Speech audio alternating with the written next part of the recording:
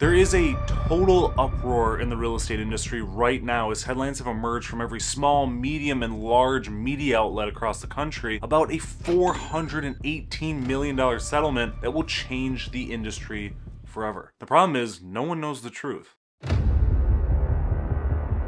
There have been several lawsuits involving the National Association of Realtors, or NAR, as I'll call them going forward, that really didn't get that much mainstream attention and were handled without this domino effect that we see in the media today. Before I break it all down, I want to take a step back and talk about who NAR is, what their involvement is, and how it affects buyers and sellers like you going forward. For those of you that didn't know, a realtor and a real estate agent are two different things, but the term is used interchangeably in and outside the industry. A real estate agent helps clients buy, sell, and lease just like a realtor. They have all the same required education and is licensed, but they don't belong to an association and may not have access to the multiple listing service or MLS system used to find a property for clients depending on the state they're licensed in, since they wouldn't be able to be a part of the local NAR board, which gives them access. Some states provide private access though. A realtor is a trademark term for a real estate agent who pays into being a part of the National Association of Realtors, has access to the local MLS through a local NAR membership, and must adhere to the strict code of ethics. All that just to say that realtors are held to a higher standard and will be faced with repercussions if that code of ethics is broken, whether it be a fee, court, or banishment from the practicing real estate. As a realtor, we pay membership fees to NAR as well as our local NAR board to get access to the MLS as well as receive support from the association when needed. NAR was founded in 1907 and has over 1.5 million members, making it the largest trade organization in the United States. With that background in mind, I wanted to touch on the pay structure that's been around for a very long time in the real estate industry. For those of you that don't know, when it comes to buying and selling real estate, the commission to do so has been an average 6%. I say average because it supports a point I'll touch on later. 3% to the listing agent and 3% to the buyer's agent. The seller would pay 3% to compensate the listing agent for marketing the home, 3% to the buyer's agent for bringing a buyer to purchase the home, and the buyer would pay the agent nothing for their service. The problem with the dumpster fire we call modern media is they blow everything so far out of proportion and that it's creating nationwide confusion, which makes their decisions and the real estate process much harder on them going forward. It's like telling your friend you scraped your knee at recess and had to go home, and by the time it gets to the whole student body, your leg was amputated on the swing set and now you're in a coma fighting for your life. It's the same thing. It's a views game. Negativity performs much better than positivity does. News articles saying buyer's agents are no more, 6% commissions are gone, realtors are now fighting over the last package of ramen noodles at the grocery store. It's all just too much. And I've been asked and have asked people's thoughts on the matter, and their responses can't be any farther from the actual truth. So, Andrew, are you looking for a new job now? Absolutely not. It's just a change we have to adapt to. So here's the story. NAR has agreed to pay $418 million after reaching a settlement in a lawsuit where a federal jury ruled that NAR had conspired to inflate commissions. Does the settlement mean they admitted to the allegations? No. It actually makes clear that NAR denies any wrongdoing in the cooperating compensation model on the MLS. This case has been going on for quite a while as a group of home sellers in Missouri, according to the NAR case, allege that commission rates are too high, buyers brokers are being paid too much, and NAR rules led to price fixing. The sellers argued that buyer representation is obsolete and should only be afforded to wealthy buyers who can pay for the services out of pocket. Essentially, in and outside of this lawsuit, sellers are coming together stating they shouldn't have to pay both commissions, saying it's not fair. And believe me when I say I feel for them, especially in a world where everything is just so expensive and every cent counts, but they were once a buyer too who didn't have to pay their agent for the home they are in now. They make the money, they dish out the commissions, the buyer is paying the money, so they don't. That's the thought process behind this structure for decades and decades. Again, I get it. Seeing that dollar amount going to the agents on your closing documents probably feels like a kick in the pants, and it's a double-edged sword because the agent doesn't pocket all that money. The brokerage takes a large chunk of their commission split, as well as monthly fees for their marketing services and platforms. The franchise takes a chunk if the agent works for one. Taxes takes a huge chunk as a 1099 employee, and then they're left with X amount after all that. At the end of the day, I get it. It's still your lump sum of money paying them, but realize the agents themselves aren't getting paid as much as you think. I'm not over here begging for sympathy. I'm just shedding light on the argument of when people say agents get paid too much and why they're they're confused when an agent says they're not. But it's not your problem, of course. I just think the fees and the overhead could be drastically reduced for agents from brokerages and associations, and it would help consumers tremendously and be a win-win for agents, buyers, and sellers. Jumping back to the settlement, where the information is skewed is the media stated that 6% was the standard rate, when in reality the percentage was always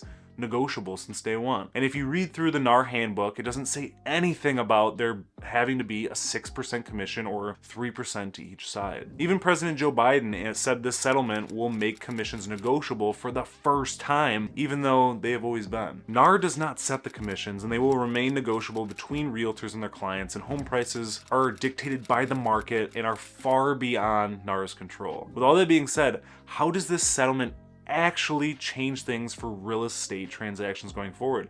Glad you asked. The main thing is compensation offers are going to be taken off of the MLS in mid-July this year, which I think is a great thing to do coming from a realtor myself. When we look at properties on the MLS, we can scroll down and see that the listing agent is offering a cooperative compensation of a certain percentage, whether it be 3, 2, 2.5, or anything in, around, and in between. And we see that before we even show a home to a potential buyer. The reason I think this is a great change is if there were sleazy agents out there who saw the commission percentage being less than 3%, they could steer the buyer away and say, the foundation could get some water. As a buyer trusting that expertise, you agree and maybe go look at a house offering 3% instead. Does this happen? I have no idea. I do want to believe that most realtors are good, but if it's reality, that business practice is disgusting, disappointing, and any realtor who does that should have their license taken away, in my opinion. The question is, how will buyer's agents be compensated then? And it can come from a few different forms. One being a fixed fee commission paid directly by consumers, a concession from the seller, for example, concessions for buyer's closing costs,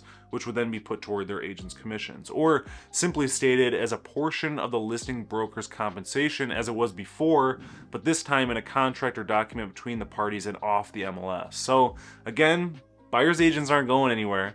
The way they are paid just has the potential to change, and it's all negotiable as it's always been. The second change is the requirement of written agreements for buyer's agents acting on a buyer's behalf. We have buyer agency agreements already in Michigan, and that's why I think we will be least affected by this news. That state we are representing you and you choose to use us, which wasn't ever required but has been suggested by NAR to utilize for a very long time as it protects the buyer's agent. I think this is a good requirement as well, not only because it protects buyer's agents, but it creates more transparency and an outline for the services to be provided to buyers out there. Unfortunately, headlines like these are all blown way out of proportion, as we know, drive a bigger wedge between agents and consumers, which is something I myself have tried so hard to combat since getting into this industry in 2017, demonstrating to consumers that I'm just a normal person, not an overly proper, dry personality, suit-wearing, sleazy salesman that is intimidating to talk to. I pride myself in the image I've created that I can assure you is the same on camera as it is off.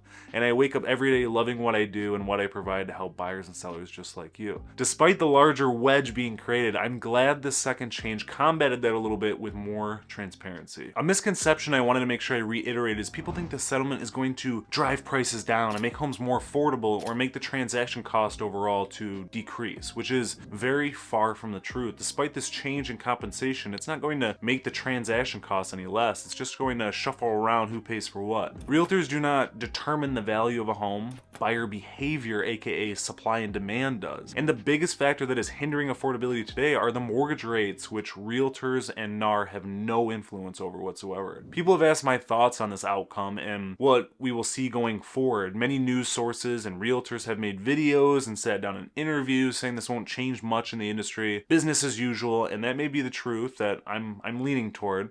But what if anything would? And in my opinion, I have a few thoughts in my head, but the uptick in these theories of mine would be so minuscule that it wouldn't really affect anything anyway. Just topics of conversation at this point. I think these headlines may cause the possibility of more discount brokerages to emerge who agree to list your home for a major discount, but ultimately not do very much to help the process and most often have sellers regretting their decisions anyway. I also think there could be an uptick of mom and pop brokerages. You know, those for sale signs you drive by and haven't heard the company name before? Yeah, those ones. Which allows the buyer's agents to reduce overhead a little bit, but take on much more liability as a result if for some reason commissions are negotiated more often below that 3% amount. And lastly, the biggest potential change or result is an uptick in dual agency. Dual agency is something I thought would have been removed as a result of this settlement, and that's the ability for an agent to be the buyer's agent and the listing agent within the same transaction. Of course, we are required to disclose we are the agent on both sides of the transaction, and both parties need to sign agreeing to that representation, but at the end of the day, how could you possibly work in the best interest of both parties? Again, I like to think all realtors are good, but if a seller's goal is to get as much money as possible for their home, while the buyer's goal is to get a deal, more times than not, there's not going to be a perfect meeting of the minds, even though in a perfect world, that's an ideal situation. And that's why I think change number 2 is important for signing buyer and buyer agent agreements, as buyers may walk around buyer's agents and go right to the listing agent, and the agent then tells the seller they will do both sides of the transaction for less, but again, that would not be in anyone's best interest. And when it comes to a large financial decision like a house that you'll spend an average of 7 to 10 years in, representation is crucial, even if the upfront cost is more, because in the long run, you will be paying less if you have someone working solely on your behalf. For all of you out there who see the headlines or simply watch this video, what are your thoughts on this settlement? Drop your thoughts in the comments below. Thanks for watching. As always, if you found some value in this video, be sure to give it a thumbs up, hit that subscribe button, and tap the little bell so you never miss out on a video that I upload. Until next time.